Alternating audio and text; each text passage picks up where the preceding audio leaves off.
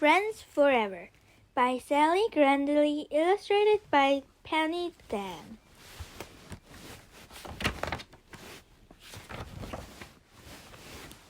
What are friends for? Jefferson Bear and Figgy Two Socks went walking one day in the sunny green woods. JB, asked Figgy Two Socks, "Are you my friend?" "Yes," said Jefferson Bear. "I'm your friend, and you're my friend." "But what is a friend for?" asked Figgy Two Socks. "Well," said Jefferson Bear, "a friend is for playing." "Goody," said Piggy Two Socks. "Let's play hide and seek."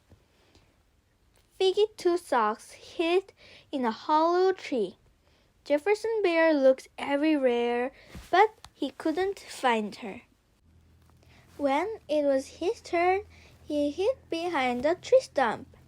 Figgy Two Socks found him straight away. "You're better at this than me," said Jefferson Bear. "I will help you this time," said Figgy Two Socks. She hid under a pile of leaves, but left the tip of her tail showing. The next day, Figgy Two Socks asked, "JB, what else is a friend for?" "Well," said Jefferson Bear, "a friend is for sharing." "What do best friends share?" asked Figgy Two Socks. "Well," said Jefferson Bear, "best friends share their favorite things." Piggy Two Socks started off through the woods. When she came back, she was tugging an enormous bramble covered with blackberries. "Would you like some, JB?" she said. "Blackberries are my favorite." "Yummy, aren't they?" "Delicious," said Jefferson Bear. That afternoon, loud squeals woke Jefferson Bear from his sleep. "Yelp, yelp, yelp, yelp, yelp." "I'm coming," he bellowed. "What's the matter?" He found Figgy Two Socks lying on the ground. "You've got a thorn in your foot.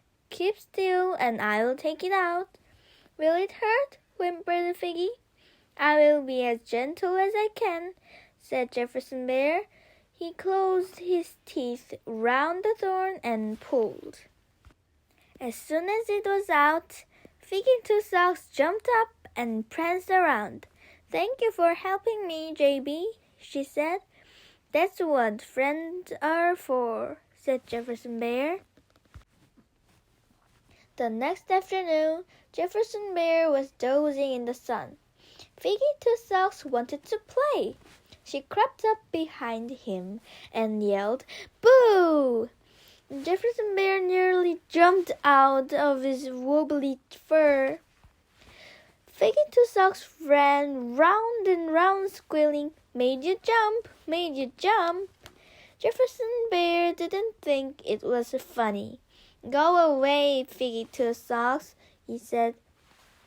"You have made me cross." "But I want to play," said Figgy Two Socks. "And I want to sleep," said Jefferson Bear. "A big brown bear needs his sleep. Go and play somewhere else." "You're not my friend anymore," said Figgy Two Socks sadly, and she trudged off. When Jefferson Bear woke up the next morning, he felt sorry he had upset his friend. "I will play with her today," he said to himself. But Figgy Two Socks stayed away. Jefferson Bear began to worry. He went to her den and called, "Figgy Two Socks, are you all right?" There was no reply. Jefferson Bear's worry grew. He walked to the edge of the river and called again, "Where are you, Figgy Two Socks?" But there was no reply. Jefferson Bear's worry grew bigger. He walked through the woods calling, "Come out, Figgy Two Socks, it's me, Jefferson Bear." But there was still no reply. At last he came to a hollow tree where he saw the tip of a tail sticking out. "Figgy Two Socks, is that you?" he called. "It's JB." He listened and thought he heard a sniff. The sniff grew louder and louder until it turned into a great big sob. "Figgy Two Socks, please come out," said Jefferson Bear. "I miss you." "I'm sorry, JB," said Figgy Two Socks. "I didn't mean to make you cross." "And I am sorry I was so grumpy," said Jefferson Bear. "Let's go and play." "JB," sniffed Figgy Two Socks, "does that mean you're still my friend?" "Of course I'm still your friend," said Jefferson Bear. "A friend is forever." "What will I do without you?" Winter was on its way. Jefferson Bear was fat and his fur wobbled more than ever. "Shall we go for our walk?" asked Figgy Two Socks. "No time to walk, Figgy," said Jefferson Bear. "I'm getting ready to hibernate." "What's hibernate?" asked Figgy. "Hibernate is what big brown bears do in the winter," said Jefferson Bear. "It's when I go to sleep and don't wake up until spring." "But what will I do without you?" asked Figgy. "I'll be back before you know it," said Jefferson Bear. The air turned frosty. "Time for bed," yawned Jefferson Bear. "Don't go yet," said Figgy Two Socks. But Jefferson Bear hugged her tight and disappeared into his cave. "I'll miss you, JB," called Figgy. Next morning it was snowing. Figgy had never seen snow before. She ran to tell Jefferson Bear. "JB, are you asleep yet?" she called. A rumbly snore echoed from deep inside his cave. Figgy kicked at the snow.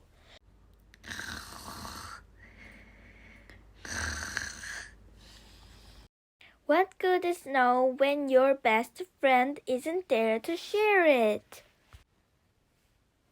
Beef, beef, beef.